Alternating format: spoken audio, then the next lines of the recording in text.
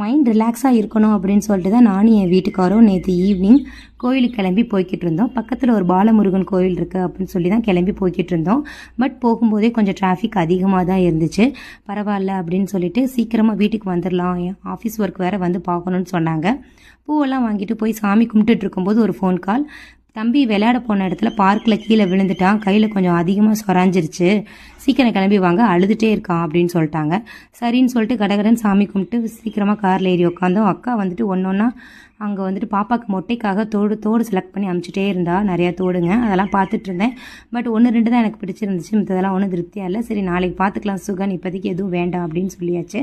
வீட்டுக்கு வந்து பார்த்தா அவன் ஹேயாக டிவி பார்த்துட்டு படுத்திருக்கான். ஆனால் கையில் இவ்வளோ பெரிய கட்டு போட்டிருந்தான். அவனுக்கு என்ன, அவன் ஜாலியாக படுத்திருக்கான், நமக்கு தான் வந்துட்டு கஷ்டமாக இருக்குது. கோயிலுக்கு போயிட்டு வந்து ஒரு ஹாப்பியாக இல்லாமல் இப்படி ஆயிடுச்சே அப்படின்னு சொல்லிட்டு ஒரு கஷ்டமாக தான் இருந்துச்சு. என்ன பண்ணுறது, இன்றைக்கி டே இப்படி தான் போகணும்னு